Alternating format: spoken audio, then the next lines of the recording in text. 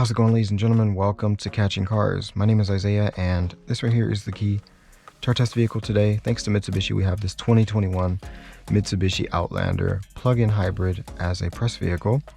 So of course we're going to go ahead and take this out on the Autobahn and see how it goes. We're going to try and do an acceleration run in the sport mode, so with both engines combined, and also do an acceleration run with just the electric engine or electric mode. And then of course I'm going to come back and tell you guys what I think of this 2021 Mitsubishi Outlander plug-in hybrid. And before we get going, don't forget to hit that subscribe button. I see a lot of you guys watch the videos without subscribing. It would really help me out, so be sure to do that, and then let's get going.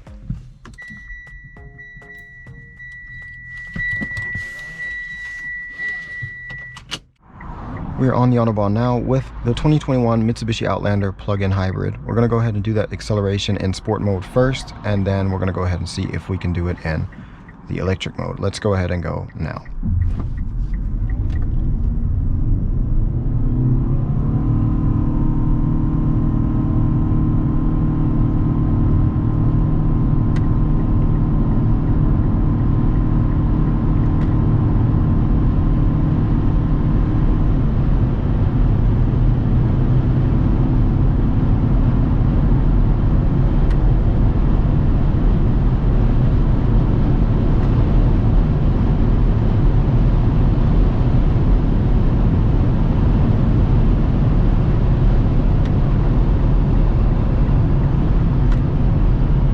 Alright, and that was the limiter.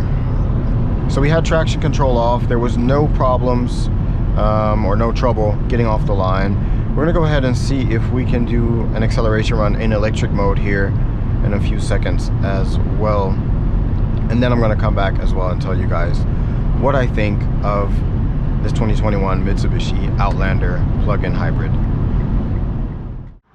As mentioned, we're going to go ahead and do that acceleration run in the electric mode real quick, and then I'm going to come back and tell you guys what I think.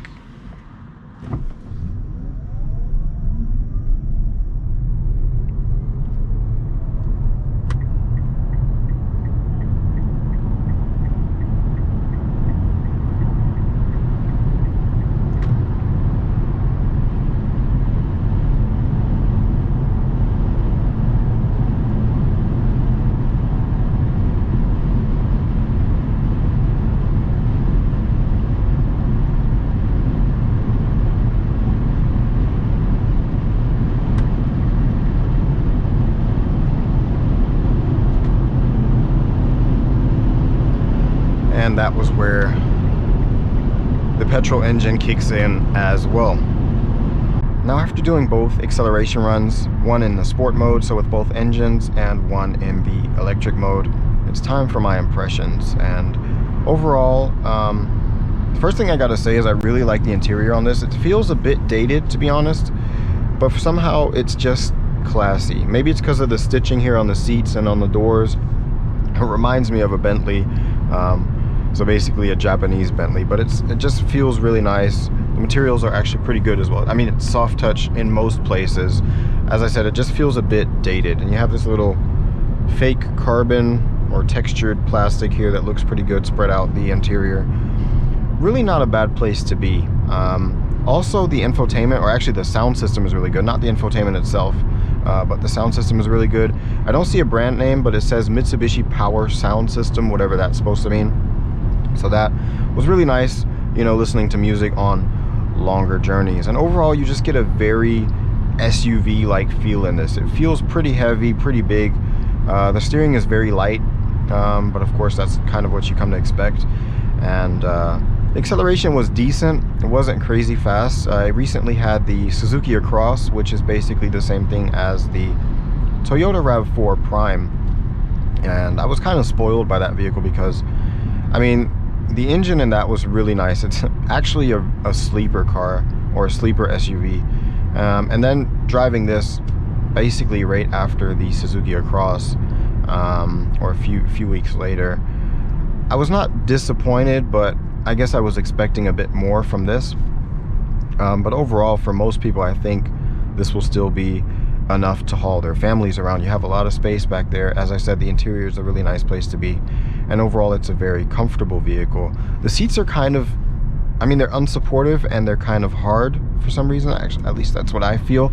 As I said, they look really nice, but they're not as comfortable as you might expect.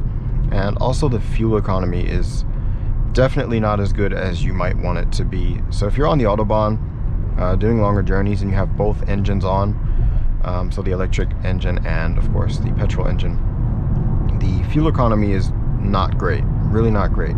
Now it is cool that you can drive this in electric mode only, you know, around town, and that was always cool. I did that if you have shorter journeys to the grocery store or wherever you need to go. But as I said, fuel economy overall, if you're doing longer journeys, is not as great. And also the range kind of suffers from that. I wasn't able to do much more than 400, maybe 450 kilometers on a full tank of gas and pretty much a halfway full battery, or a bit more than a halfway full battery. So maybe max 500 kilometers of range with this, if that. So keep that in mind. But overall, not a bad vehicle. I would personally pick the Suzuki Across over this one. I think this one is a bit cheaper, so price-wise, of course, maybe if you don't want to make that stretch to the Suzuki Across or RAV4 Prime, this is definitely worth checking out as well. Both have their pros and cons, but the Across was, as I said, much faster and I believe a bit more comfortable as well, and more fuel efficient.